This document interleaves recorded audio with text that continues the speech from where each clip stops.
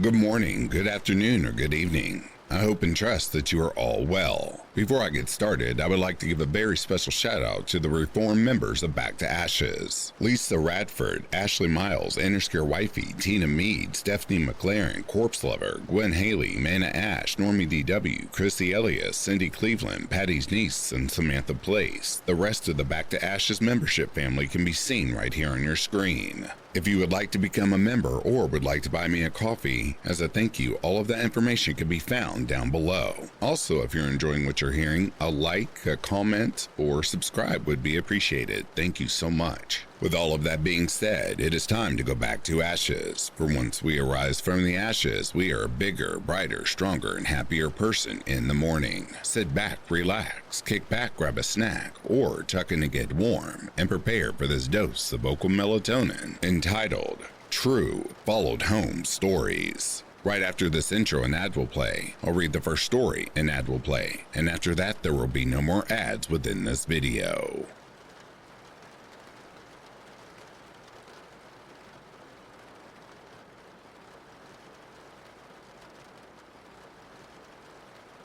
A few years ago, I was 21 I think, went back home after a party.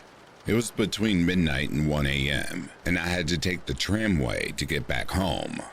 When I got in, I didn't feel very safe, and I still don't, because at this hour, there's many people and a lot of them are either drunk or high.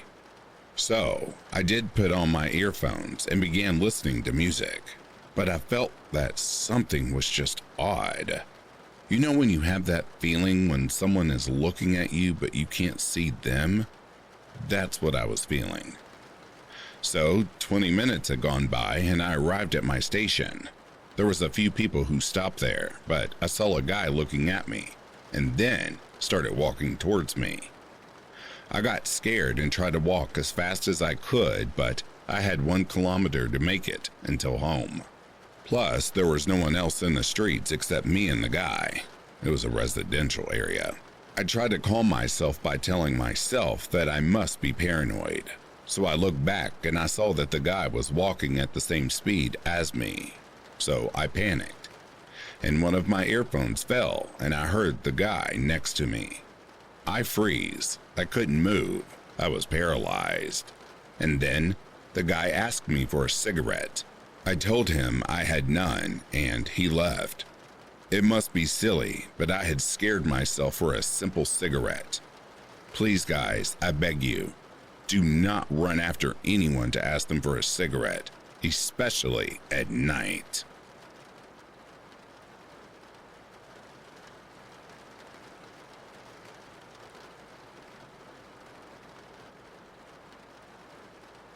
I'm a new mom. My daughter means the world to me. This happened when she was almost 1 year old. We were in the fruit and veggies section at Fred's. It had been a normal day. Some people waved at her, some smiled, a few others sent kind words her way. My daughter was enjoying interacting with passerbys. But then, out of the corner of my eye, I see a man trying to communicate with my daughter. He made sounds loud enough to get her attention, but quiet enough that I wouldn't hear. I only saw because he was making some weird kissy face at her as he did it. Something about it felt terribly off. Usually people will interact with her while making it very obvious to me, but this guy was making an effort to stay just out of my eyesight while keeping his eye on my daughter. I'd never experienced anything like this before. I was alone and unsure of what to do. So I just left that section of the store and forgot about it. Later on, checking out, I saw him once more. That same man. He was right behind me, in the checkout lane next to mine, staring wide-eyed with a blank expression at my daughter. I froze. I recall the lady checking me out asking me if someone was making me uncomfortable. But I was so shaken up I couldn't get the words out. She called an escort for me and an employee walked me to my car as I manically scanned the rows of cars. He loaded up my car as I buckled in my daughter and patiently waited until I locked my doors and drove off to go back inside. Perhaps I was overthinking things, but that sense of terror is something I'll never forget.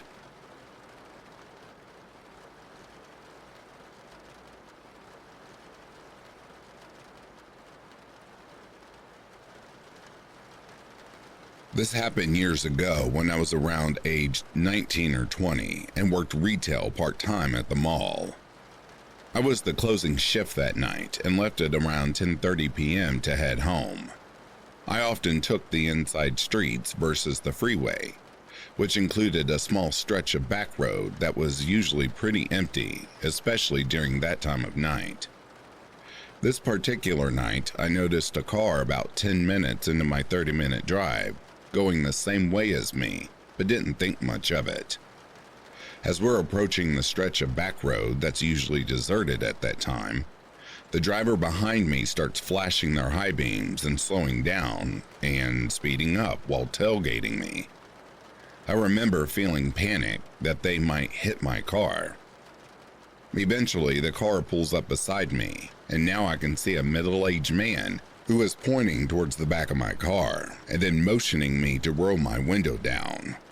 I roll my window down about halfway, and he says something about how my tire looks, like it's flattening and I'm going to damage the rim if I don't pull over soon. I tell him I don't know how to change a tire, but I'm not too far from home, so I should be fine. But he's pretty insistent about how it will take only a few minutes and is happy to help. I know something is off because my car seems to be driving fine. I politely say I'm fine, but thanks anyway and roll up the window. He drives next to me for what feels like forever, but it couldn't have been more than another minute or so. At this point, something feels so off that I'm afraid to even physically look in his direction. I focus on the road, the best I can, and eventually he slows down and moves behind me again. After a few minutes, we reach a more populated, well-lit part of town, and I see him make a U-turn.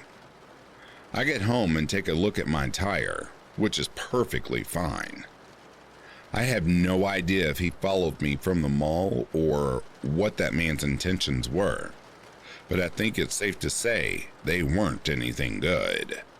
I even had my dad check out my tires the next morning, and the tire pressure on them was in the normal range.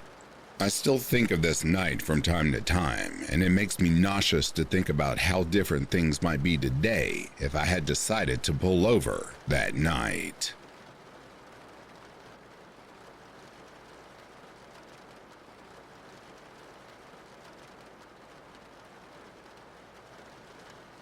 So, this isn't super interesting or anything, but I saw a post that reminded me of it.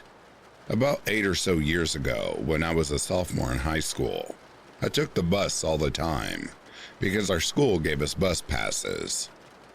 One day, I was coming home pretty late from a school event, and I remember getting off the bus across the street from my parents' apartment. You have to walk behind a restaurant and then across the street to a field before you got to the apartments. This field was pretty big and between the back of the apartments, and right before the field is a bigger parking lot with little stores like Domino's and Tim Hortons, etc. As I was walking across the parking lot, before I got to the field, I felt eyes on the back of me. I had both my headphones in, and I turned around, and there was a guy walking behind me. Not close, but not far either. He could have chosen to walk on the sidewalk next to the field, but he was directly behind me on a phone. When I turned back straight, there was also another guy in front of me on the phone, coming from the other side of the field on the side where I lived. I don't know how, but I got freaked out. You could tell I was a young teenage girl because of my stature, and I had a school book bag on. My boyfriend at the time worked at the McDonald's at the end of the street, so I took off running towards it. I didn't stop or look back once, and once I got there, I banged on the door like a maniac, as our dining was closed. He let me in, and I decided to stay until he was off so he could walk me home. I called my dad once I got inside and told him why I wasn't home. That asshole didn't believe me and told me to get home now. I told him to walk to McDonald's and get me if he was so pissed, and he said I was going to get my ass beat when I got home. Needless to say, I waited until my boyfriend got off, and I walked home with him and didn't call my family or tell them where I was for 3 days. Maybe then he would believe me next time.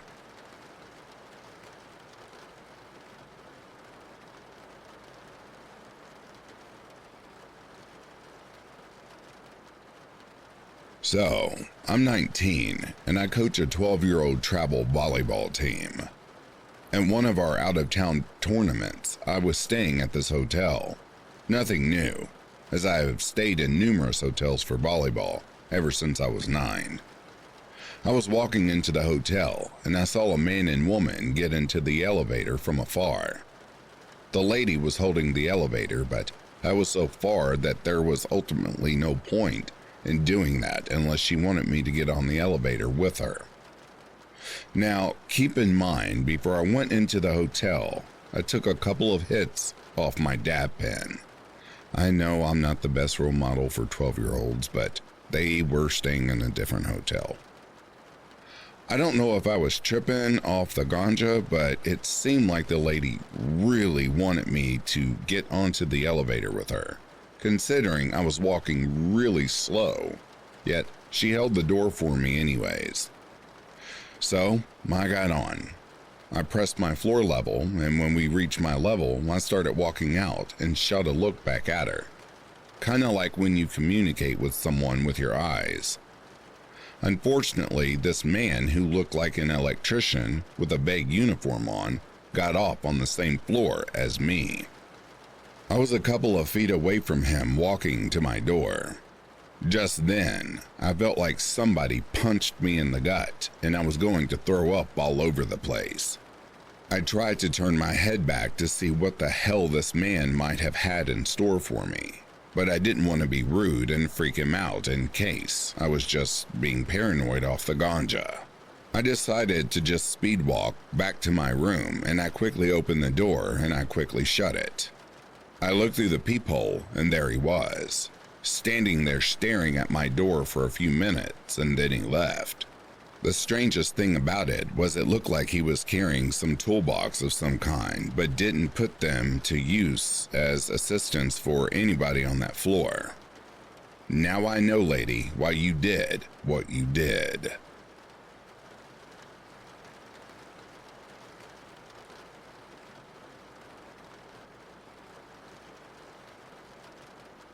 This happened a couple months ago to me and my mom. We were driving home from my aunt's house, who lives in the middle of nowhere in the countryside. So we were on pretty narrow and bumpy roads, which my mom is not super confident driving on.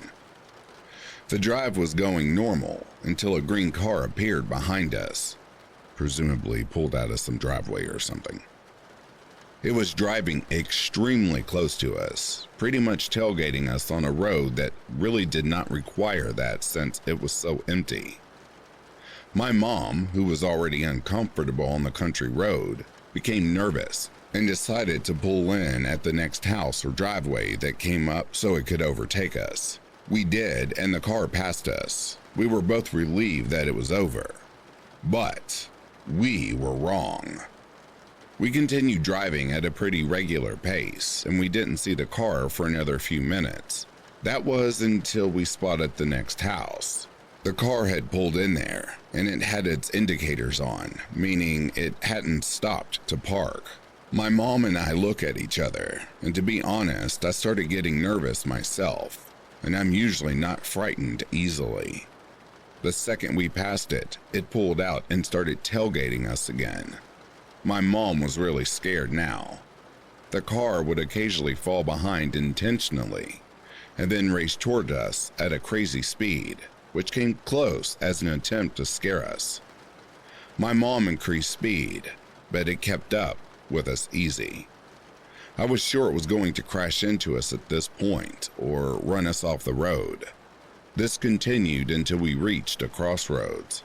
My mom took the usual left, and I had no doubt it was going to turn left as well.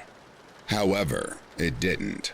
It continued straight ahead, as if nothing had ever happened. I never saw who was in the car. It still puzzles me. Why the hell would they be pretty much harassing two strangers who had to stop to let them pass after they made it clear they wanted to? I just can't figure out their intentions. Other than perhaps being an unhinged driver who was having a really bad day. I really thought me and my mom were going to be attacked or worse. It was one of the weirdest things that has happened to me while on the road.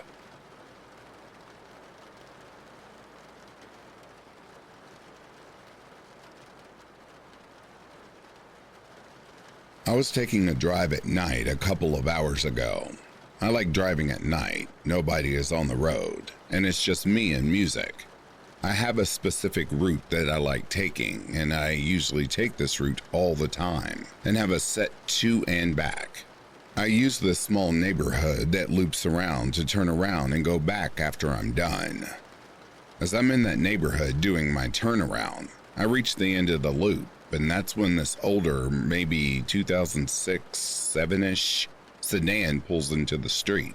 But he's in the middle of the lane. I swerve to barely miss this guy, and he quickly puts the car into reverse and pulls out onto the main street, and starts to follow me, trying to gain on me. I put my car in sport mode and start going down this long stretch of road, going 60 in a 35. This dude is a good couple hundred feet away from me. I'm on the phone with the police, and this dude is still chasing me. I turn onto this street that is usually filled with police, because it's down the street from the station, but no dice. There's no police there. Coming up the road, there's a four-way intersection you need to stop at. I do the quickest rolling stop because I didn't know if anyone was coming and didn't want to hit them. That gave this guy enough time to close the gap. He tries to come up into the left lane and speed past me to stop me, but I drop my foot on the pedal and hit 70 in this 35-mile-per-hour street and finally get close enough to a cop. I make it to the station. The police officers tell me this guy said I threw a bottle at his car and that they saw water on the windshield, and the police asked me if I did that. I told them I didn't, and I couldn't prove it either because my dash cam wasn't set up at all. I didn't have the magnet to mount it. This guy lied to the police while aggressively chasing me. I don't know why this happened. I think it was just a random robbery attempt or carjacking. I learned my lesson though. Night times aren't for driving anymore. To hell with that.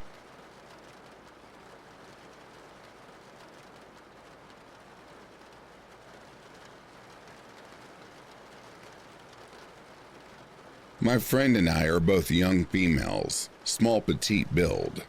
We had been drinking at a hotel and decided to walk to the main strip.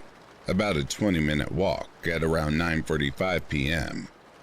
We are laughing and listening to music and just having plain fun at this point. Now this is when shit started to go south. Out of nowhere, a lady pops out in front of us. She obviously looks like she's on something. She's twitching, walking super funny, and she's on the phone. That's important. So my friend and I step around her because she was initially going the opposite way of us.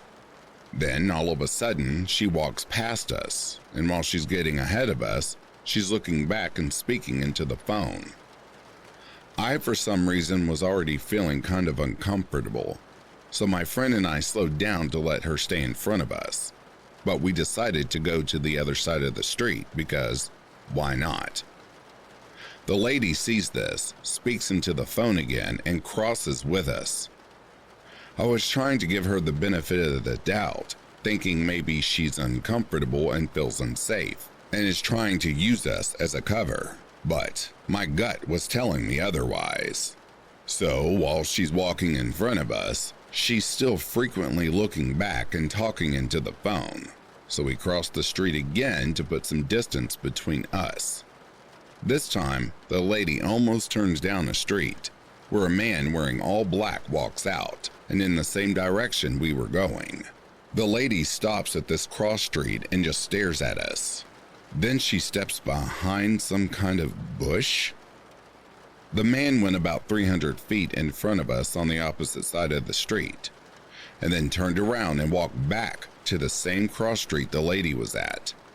We were still speed walking, so where they supposedly stepped off to was now out of sight. My friend was local to the town I was staying in, so she was already calling a friend who lived 2 blocks down to come and get us. Around this time, I look back and see both of them speed walking towards us. At this point, I'm trying to make it obvious that I noticed them by turning around, pointing and yelling. Luckily, when they were about 2 blocks away, her friend arrived and we sped off.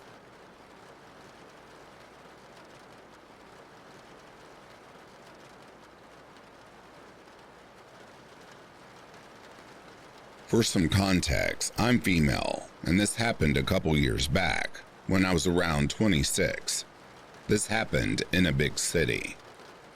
I was out with my dog, a little chihuahua, headed to a vet appointment. I forgot what happened at the time, but it ended up being nothing serious. But I was pretty anxious and focused on getting to the vet ASAP. I was wearing a mask because it was in the middle of the worst part of COVID, and I was wearing a t-shirt with my university on it. I suddenly lock eyes with a guy on the sidewalk, headed in the opposite direction, and he comes up to me while I'm walking and goes, "You went to X University?" I said yes, and he started to walk with me along the sidewalk, the opposite way he was headed, side by side, explaining what a great school it is and how he's in grad school there. Somehow I felt like this was very unlikely. He looked older than 30 and didn't seem to know anything about the college and didn't give any details. He starts asking me more questions, and at this point I'm speed walking down the block, and he just keeps walking right next to me. My dog at this point is getting really antsy, and I'm incredibly uncomfortable, as I have no clue who this guy is or why he's trying to walk with me on a busy sidewalk. Suddenly, my dog starts to bark and growl at him aggressively, and he doesn't seem to care and just keeps walking with me. At this point, it's been like 5 to 10 street blocks with me trying to keep my dog from growling and barking, and him asking me questions. I tried to explain I'm going to a vet appointment, but I was nervous. Eventually, he says, "Can I see you without your mask?" And I legit flat out said no, to which his eyebrows go up like he's shocked. He keeps pushing and I keep flatly telling him no. Then he tells me he wants to go get coffee with him and asked me if I wanted to come along with him, and I declined and tell him I have a boyfriend, which I actually do, and assured him I was getting engaged soon. My dog is still flipping an absolute shit, barking aggressively at him. But finally, after like 10 streets, after he realized I'm taken, this dude departs and leaves me alone. Now I know the most likely explanation is, guy thought I was pretty, wanted to ask me on a date, and he was awkward. But holy shit, please do not follow a young woman down 10 streets who you don't know. It was unnerving, and I still remember this years later. I guess he really did make an impression.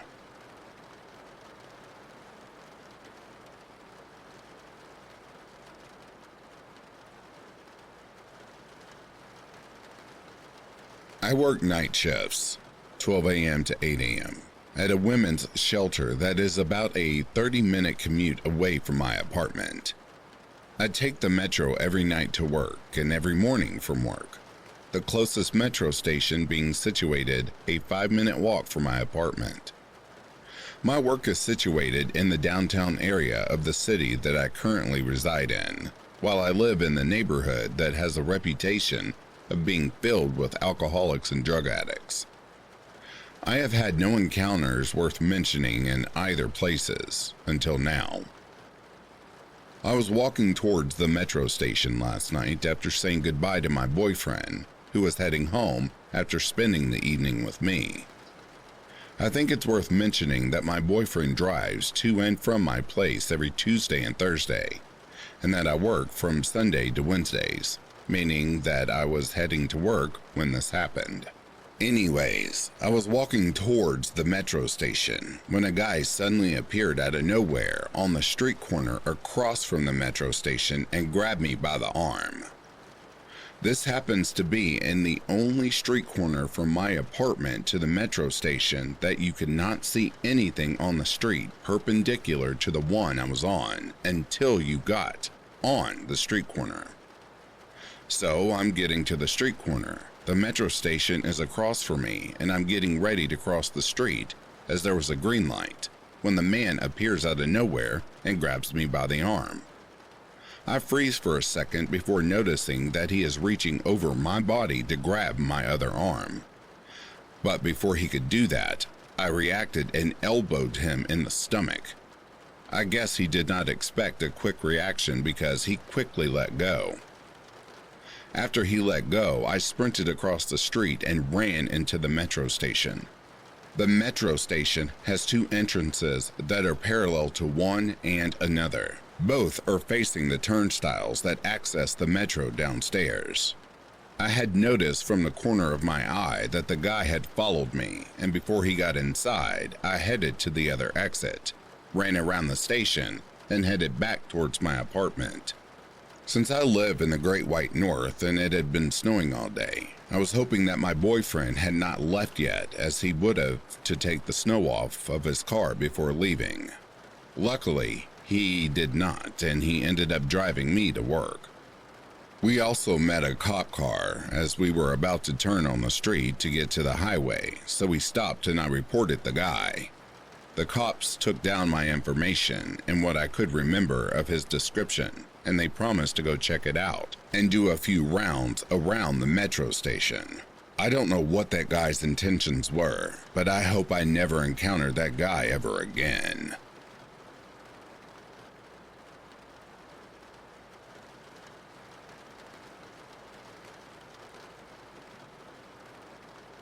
About 10 years ago, I was working as a waitress at a local diner and living in a low-income apartment. The apartments were brand new and beautiful. To this day, it was the nicest apartment inside that I've ever lived in. I lived on the 3rd floor. Outside it looked nice-ish as well. The landscaping was kept up, and they had those tall and thick pretty flowering hedges that wrapped around the building. But due to some drug activity, it wasn't always the safest, and it was normal to see needles, burned and bent up spoons, condoms, and all that kind of stuff. We also lived right on a river, close to a downtown area. Less than a mile away, there were some homeless shelters and a place called the Daily Bread, where anyone in need could go for a meal. So it wasn't unusual to see homeless people on the road outside of my apartment complex, or sleeping on benches by the playground. They never bothered me. I usually worked mornings at my job, but every once in a while I would fill in for someone on the swing shift, which is 4 to 11. I usually kept my tips in my apron for a few days and then deposited the money on my way home. This particular Sunday, our busiest day, I had worked the morning shift and done really well. So when I heard they were short-handed for swing shift, I volunteered to work a double. I ended up doing really well on that shift as well and clocked out at 9:30 p.m. with about $250 in my apron. I stopped at my bank to make a deposit through the ATM and got home at around 10:15. I pull up and see that I have a spot fairly close to the stairwell. It's dark, but I can see that there's no one else around. I park and walk past the hedge and turn right to go up the stairs when, out of the corner of my eye, I can see a man between the hedge and the building. I look to the right and I could see that he is smoking a cigarette, wearing jeans and a black shirt, and he is covered in paint, like he was a house painter or something. He looked like he was on drugs, wide-eyed and a little crazed. He saw me look at him.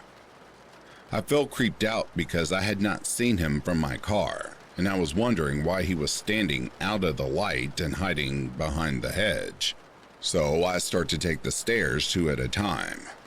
I get to the top of the first flight of stairs when I hear someone following me. I look back, and it was the man from behind the hedge. We make eye contact and he is already half up the stairs and running at me. I start running too and freaking out internally because even if I beat him upstairs, I might need to unlock my door. My roommate and I usually keep it locked. I keep running as fast as I can. When I get to the top of the second flight, he was like 4 steps behind me. I ran harder and debated screaming for help. I get to the top of the third flight and I'm still 15 feet from my door and he is almost on top of me. I can hear him breathing hard. His eyes were bulging. His arms were outstretched to grab me. He was a foot away from me. My apartment was still 10 feet away. I inhale and open my mouth to scream as loud as I can for help when my 6'4" buff as hell construction worker neighbor opens his apartment door to come out for a smoke. I let out a scream that starts in horror but trails off in relief as my neighbor sees what is happening and starts running to me. The man turned right around and sprinted off. My neighbor chased him to the second floor and then ran back up and yelled for his girlfriend to call the cops. At this point, I am hyperventilating, crying in a shaking puddle on the ground. My neighbor comforts me and gets my best friend and roommate to come help me. I thought that man was going to catch me and seriously hurt me. Looking back, it's more likely that he was trying to rob me because I was still wearing my work apron and it was late. We made a police report where the cop told us that a day labor company for the homeless people had a painting contract they were currently working on. The cops made a point to start doing more drives through our complex. My roommate and I bought mace and started calling each other to come watch the other person come upstairs if it was dark at night when we got home. So, to the man covered in paint and hiding in the hedges, I hope I don't ever meet you again.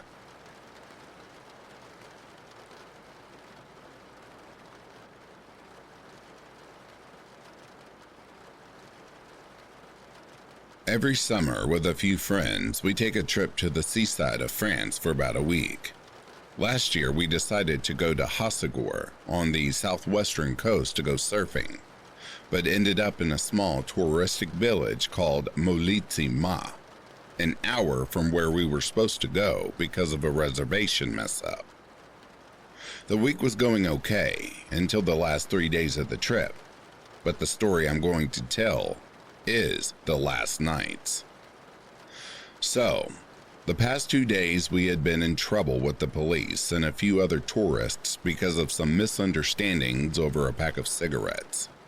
We had spent the last 2 nights stressing and trying to cool things off, and therefore, we thought the last night we spent there couldn't be as bad as those 2, and it couldn't possibly be as we were leaving the next day, very early in the morning. So we had only planned to go to a restaurant for dinner with some friends we had met there to celebrate the trip. The dinner was going great. We were all having fun, and as time passed by, it started getting dark. Towards the end of the meal, my friend Dennis, who was driving us home the next day, thought it was best for him to leave early and not drink too much, so he could sleep as soon as possible and be in the best shape for the long drive that was coming. He left about 15 minutes before the rest of the group, while we stayed and drank a bit more. We paid the check, and as soon as I got up from my chair, I received a message from Dennis. Call me. There's a guy following me." Here's what happened. Dennis had to pass through a caravan parking lot and a golf to get back to the residence in which we had rented a house. While he was in the parking lot, he noticed someone behind him that was about his size, with a hood and a cap on. At first, he didn't think anything of him, as the village was actually quite touristic and there were a lot of people usually passing by the parking lot. But when Dennis stopped to pee on a tree, he had a glimpse of the guy behind him stopping and hiding behind another tree a few feet back. And as soon as he got to walking again, the guy stepped out from behind the tree and started following him again up to the golf. As Dennis got there, he was a bit creeped out, especially since at night the golf is completely dark, only lit by the moonlight, and empty of people. He stopped again for a second to light a cigarette and checked if the guy was still behind him. Once again, the guy stepped out of the path and hid behind a tree until Dennis started walking again. That's when he understood he was in danger. The guy wasn't physically imposing, and so Dennis thought it was weird he was so confident in following him. Maybe because he was holding onto a knife or a gun. Nevertheless, Dennis kept walking and acting as if he hadn't noticed anything, although the guy was following him again and sent me the message, "Call me, there's a guy following me." As soon as I picked up, he talked loudly to try and scare off the guy by saying, "Hey, you're at the golf with the other 8? No problem, I'll be there in a minute." Even though we were 5 and absolutely not at the golf, which was terrifying for me. But it was clever because it made me understand he wasn't joking and where he was. I swore to him everything was going to be okay, that I would be there in 5 minutes, and told him to be careful and safely try to go home. As soon as I hung up, I started running towards the golf and explained very briefly to my friend that Dennis was in trouble and we had to get to the golf as soon as possible. Meanwhile, when I hung up, Dennis put the phone back in his pocket and kept walking. He took a glance back and saw the guy was still a few meters behind him. He took a last puff off the cigarette he had lit 2 minutes before, then threw it and started running towards the residence. As he was running, he took a look back and saw the guy started running too. It lasted for about 5 minutes before he got in front of our house, which was empty. When he got there, he stopped for a second, looked back one last time. The guy was about 10 meters behind him, in the middle of the alley, immobile, and then went to hide behind one of the cars that were on the side of it.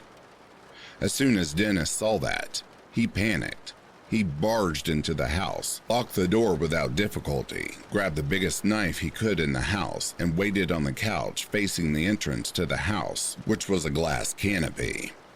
When me and my friends got there, he was scared but unhurt. He explained everything to us, and then we went looking for the guy in a group of 4 people. The neighbors hadn't seen anyone other than us. And even though we got to the residence at first in separate groups, at different times and through the 2 different entrances, we didn't see anyone coming out of them. He had completely disappeared. Nothing was stolen, even though we had left clothes to dry outside of the house and nobody was hurt.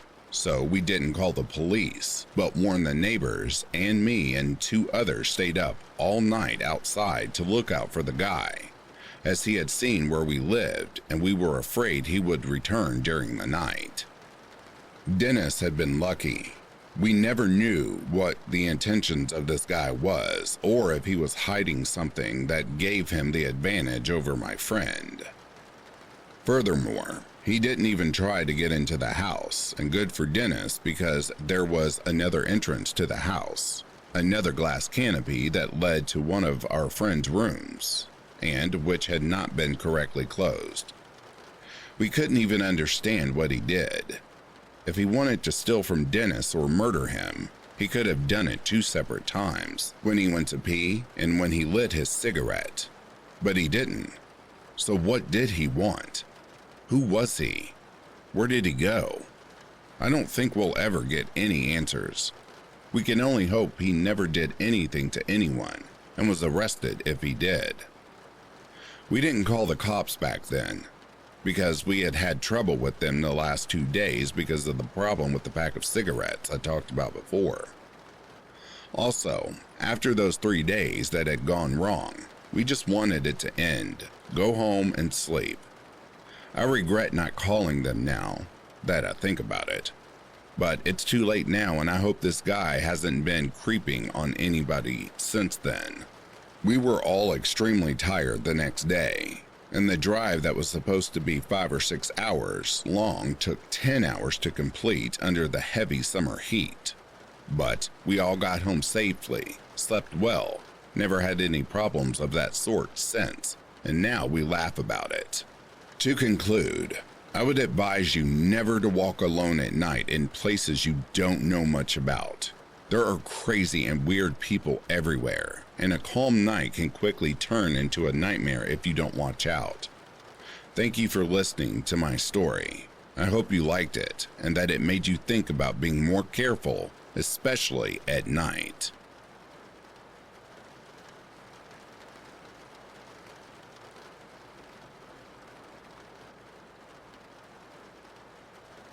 This happened to me last weekend. I'm a 19-year-old guy.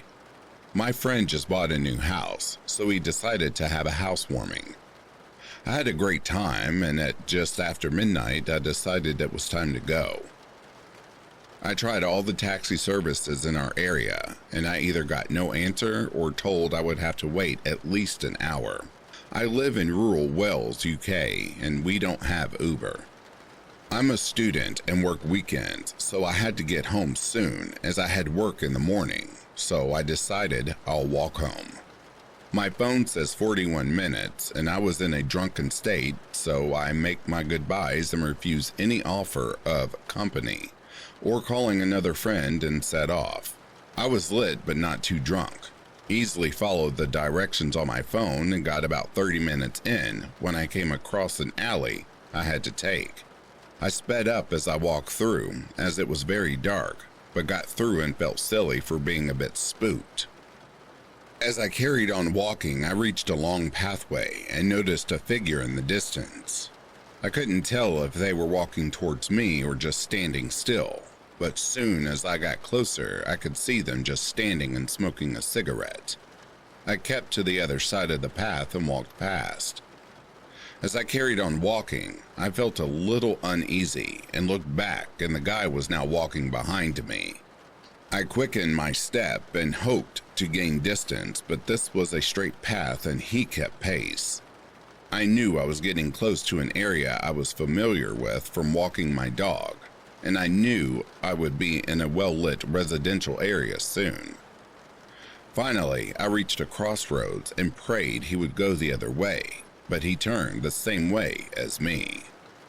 This continued all the way until I was just 2 streets away from the one I live on. I decided I had to lose him, so the next corner I took, I ran as fast as I could. I'm a fit guy, so I managed to get to the next street very quickly and up the last alley into the street I live on before looking back, and he was out of sight. So I quickly ran to my house and got inside. My parents were in bed, thankfully, so the lights were out, and I took a breath and began to calm down as my dog ran to greet me. I gave her a pat and went into the living room but kept the lights off as I planned to head straight to the bedroom after grabbing a drink. I walked from into the hall and into the kitchen as my dog Faith followed. But as I took a drink from the refrigerator, she turned from me and looked at the front door and slanted her head before slowly walking towards it. I swear I got the creepiest feeling, like my whole body froze as I saw a figure through the small frosted glass panel in the door. I slammed the door to the refrigerator and hid out of view. I was completely terrified. Faith began barking and jumping at the door. I stayed hidden out of view as she shuffled around, pawing at the door. Suddenly, my dog charged into the kitchen, still barking. She ran past me to the kitchen door and leapt up. I ran into the hall and saw my dad at the top of the stairs. He asked what Faith was barking for, and I blurted out a guy followed me home. He charged downstairs, and Faith was still going crazy in the kitchen. My dad marched into the darkness as I followed, but again Faith ran past us back to the front door. My dad went into the front garden as I held Faith back, and he saw the front gate rattle. We went to it and looked up and down the street, but saw nothing. He decided to stay up, and I went to bed. The next morning, in the back garden, we found a rusty knife. It's dirty and has black tape all around the handle. There are also 2 stab marks on the back door. My dad refused to report it to the police, which I think is insane. Somebody clearly tried to break in, but he insists they won't come back. If anyone is interested, I took a few pictures of the knife that I will post pictures of. The whole situation has played on my mind all week. It's really creeped me out, and I can safely say I'll call someone for a lift home next time. Whatever it is you do, always keep your eyes peeled when walking home by yourself at night.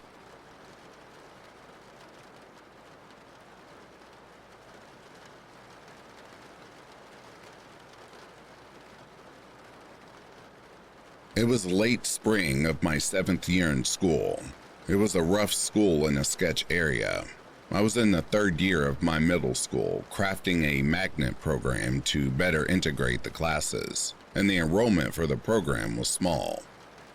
Even smaller numbers for females, so making female friends in an isolated environment as this was difficult at best. That's when I met Sabrina. She was non-magnet and wanted to have me and her friend Kylie spend the night. I was thrilled. She lived in an apartment with her mother and brother that was across the street from a racetrack and a bar. Super sketch area. Her mother sold homemade keychains at the flea market each weekend. This is important for later. Things get weird about the time we got a pizza and a movie. Her mother was a little odd and hung out the whole time, like she was a 13-year-old girl and regularly going into her room and calling Sabrina. We couldn't ask what was up because her mom was always there, and this was the age of pagers. Finally, around 9 p.m., she goes to bed. To our dismay, 10 minutes later, she's calling Sabrina to come to bed too. She was actually going to stay with her mom at her own sleepover. So, left with a couple of pillows that had seen better days and no blankets, Kylie and I were going to have a sleepover to ourselves. We start the movie back up, and suddenly Sabrina comes out to get the phone. As she is about to go back into the room, she whispers, "Don't stay up late. We have to go work the flea market tomorrow and leave at 5:30 a.m. I guess she saw our faces and she giggles this creepy giggle and adds, "You didn't think the pizza was free, did you?" Then she goes into the room and locks the door. Kylie, whom I just met this evening, and I exchange glances. This is the first we heard about this. Never were even asked. After short conversation, we decide that we want to go home. Our parents were more likely to be awake now than that early in the morning, so we knock on the bedroom door. No answer. We try and try, but nothing. There's no way they were asleep that fast, we thought. So I go into the kitchen to see if there's another phone. Nope. They locked us in the living room of this one-bedroom apartment with no phone and no restroom. Now they weren't responding to us at all.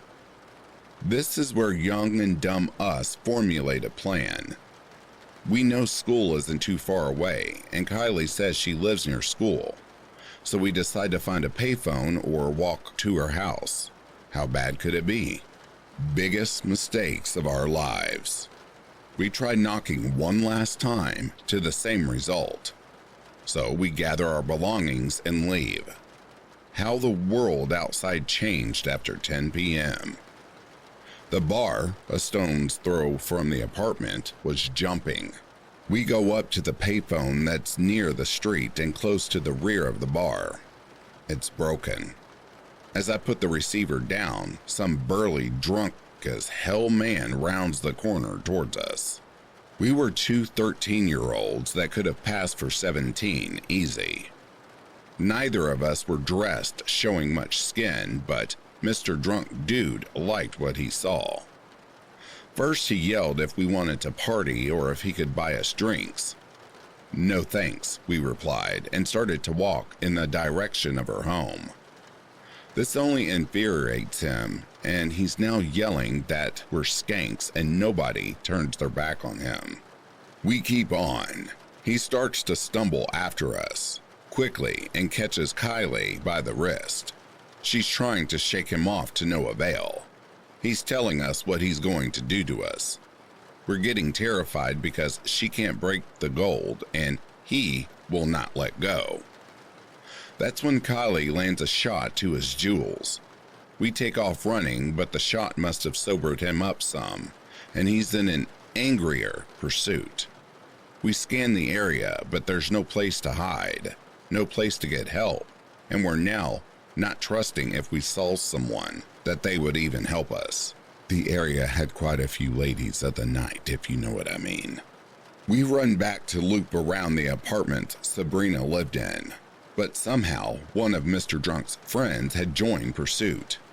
We know he's behind us, and he's alienating, telling at us and yelling to his friends, saying there's one for each of them, so not to let us get away.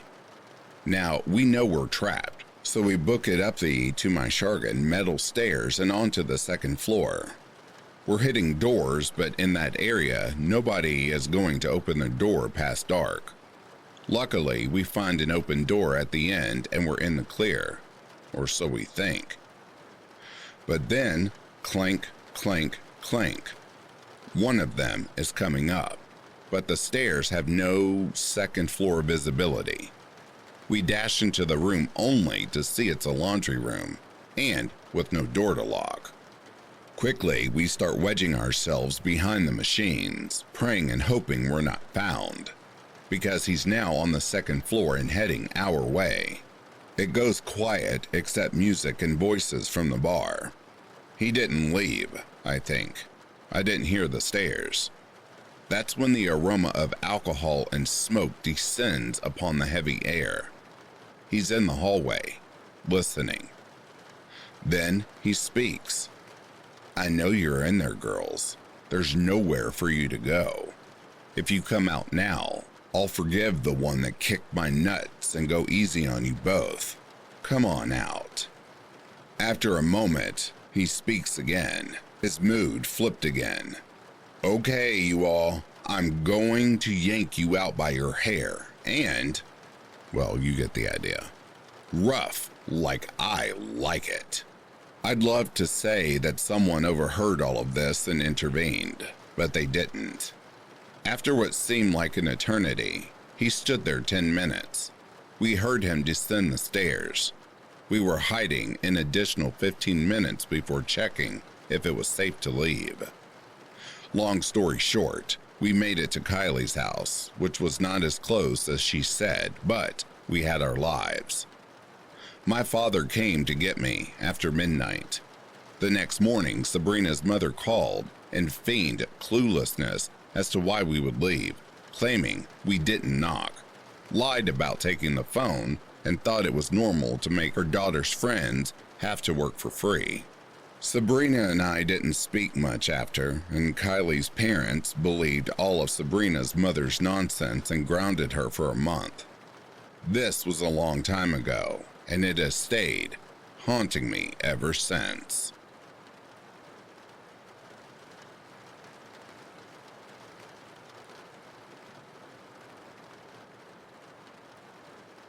This happened ages ago when I was 21. I was a manager for a big box store, but in a town that was an hour drive from me. I lived in a small town, and the store was in another small town, both about 12,000 people each. But in order to promote to manager, I had to transfer, which meant doing this drive daily. I had hoped it would be temporary because I dreaded driving this every day, especially late at night because of deer, etc.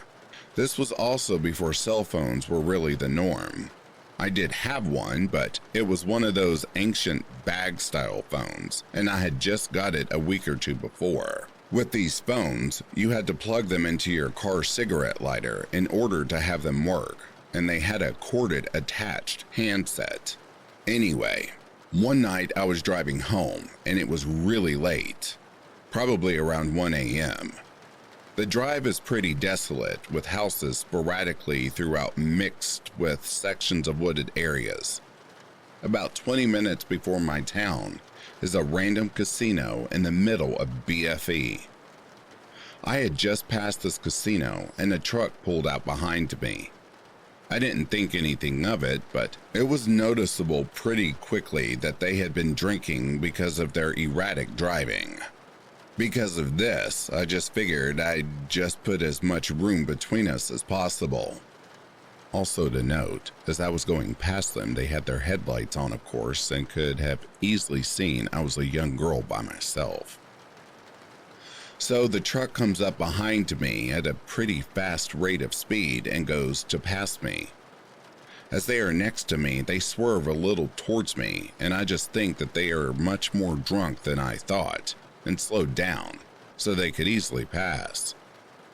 As soon as they got in front of me, though, they started to slow down, and I mean way down. It got to the point that we were going 20 miles an hour in a 55 mile per hour zone, and still slowing down, like they were trying to stop me. Every time they would get to around 5 miles per hour, I would swerve to the opposite lane and give it some gas like I was going to pass, which would then make them temporarily speed up.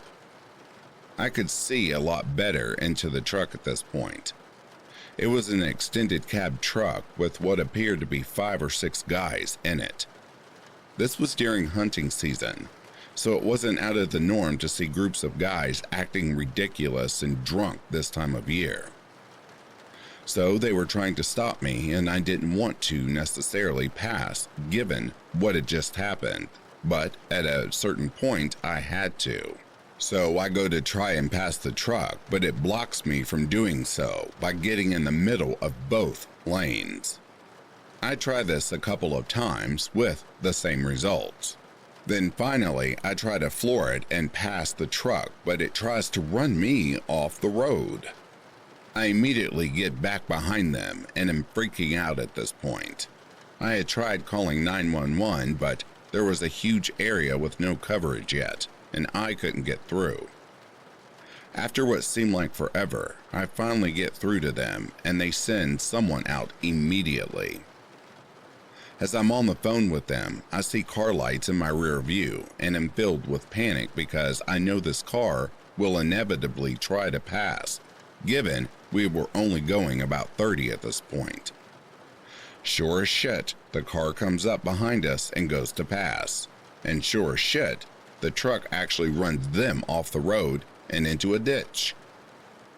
I'm telling the 911 dispatcher this, and in a full-blown panic.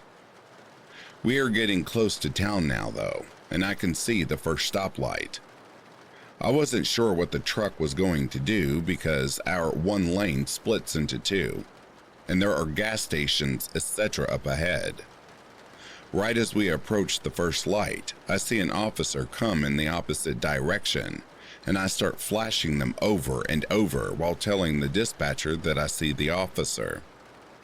The officer makes a U-turn and gets in between me and the truck. He flicks the lights on them to pull over, and they pull into a gas station at the main intersection of our town. I follow into the gas station to assist the police in whatever statements they may need, and want to make sure these idiots are arrested. That didn't end up being a problem because they refused a breathalyzer, so they were taken to the hospital where a blood alcohol level was obtained. I really wanted to know more, but the officer didn't elaborate. I kind of wished I would have called up and followed up on it. They never called me or had me do anything in court, so I'm guessing they didn't need me, but it also means that they got away with only getting a DUI. I didn't realize this wasn't okay until way later. Much too late to have done anything about it. All I know is the officer said they were all 3 sheets to the wind. God only knows what their intent was, but I was terrified to find out. And thank God for that damn bag cell phone. It could have saved my life.